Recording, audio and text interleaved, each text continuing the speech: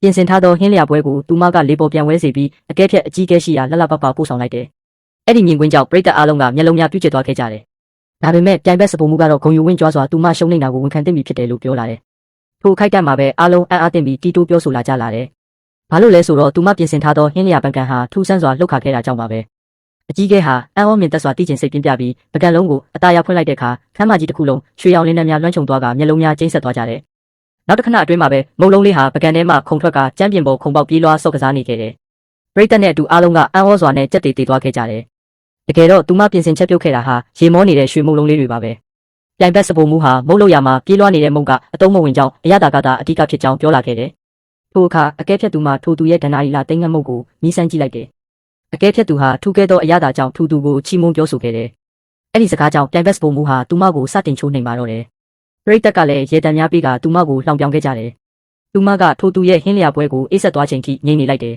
။အဲ့ဒီအခါလူတိုင်းကသူမကိုအရှုံးကိုလက်ခံလိုက်ဖို့တိုက်တွန်းလှောင်ပြောင်ပြောဆိုလာကြတယ်။ထိုအချိန်မှအကဲဖြတ်သူကိုသူမမုတ်အားမြည်ဆန်းကြည့်စေခဲ့တယ်။အကဲဖြတ်သူဟာထိုရတာကြောင့်စီးမျောသွားခဲ့ပြီးစကားပင်မပြောနိုင်အောင်ဖြစ်သွားခဲ့တယ်။သူမကိုယ်တိုင်ဖခင်ကိုတောင်းပန်ပြီးမိဖို့ကြောင့်မှသူမကိုကူညီလုပ်ကင်ပေးဖို့အမတ်ဖြစ်သူကပြောလာခဲ့တယ်။ထိုအချိန်မှာပြိုင်ဘက်ဟာသူမရဲ့မုတ်များကိုအမိုက်ပုံထဲထည့်ဖို့ယူလိုက်တဲ့အခါအကြီးကဲဟာအော်ဟစ်တားဆီးလိုက်တယ်။တပြိုင်နက်တည်းသူမအနိုင်ရရှိကြောင်းကြေညာလိုက်တယ်။သူမရဲ့ဖခင်ဟာအံ့ဩသွားခဲ့ရပြီးသူမအရေးချင်းနဲ့မနိုင်နိုင်ကြောင်းတစ်ထစ်ချပြောဆိုပါတော့တယ်။အကဲဖြတ်အကြီးကဲဟာထရက်လိုက်ပြီးအကဲဖြတ်ဘူးသမျှထဲမှာအကောင်းဆုံးအစားအစာဖြစ်ကြောင်းအားလုံးရှိမှပြောလာခဲ့တယ်။အားလုံးကသူမကိုအယုံကြည်တဲ့အကြည့်မျိုးနဲ့မျက်လုံးများထွက်ကြမတက်ကြည့်နေကြတယ်။ဒါပေမဲ့အကြီးကဲဟာသူမရဲ့ဟင်းလျာဟာကမ္ဘာအဆင့်မီစပိုမှုတွေတောက်ခက်ဖက်မပြုတ်နိုင်ကြောင်းပြောဆိုနေတော့မယ်။ကြည့်ရှုသူအားလုံးကလည်းသူမဟာကမ္ဘာချန်ပီယံကိုအနိုင်မယူနိုင်ကြောင်းပဲဝိုင်းဝန်းပြောဆိုနေပါတော့တယ်။ထိုညင်းခုန်ကြတဲ့ကိုထိတ်တန်းစပိုမှုကြီးတစ်ယောက်ကရောက်ရှိလာပါတော့တယ်။ဒီလူကတော့သူမရဲ့ဒုတိယပြိုင်ဘက်ပဲဖြစ်တယ်။အကြီးကဲဟာပထမပြိုင်ပွဲမှာသူမကအနိုင်ရရှိကြောင်းအတိအကျဆုံးဖြတ်ပေးလိုက်တယ်။နောက်ဆုံးမှာတော့ဒုတိယပြိုင်ပွဲစတင်ရန်အကြီးကဲဖြစ်သူကအချက်ပေးကြေညာလိုက်ပါတော့တယ်။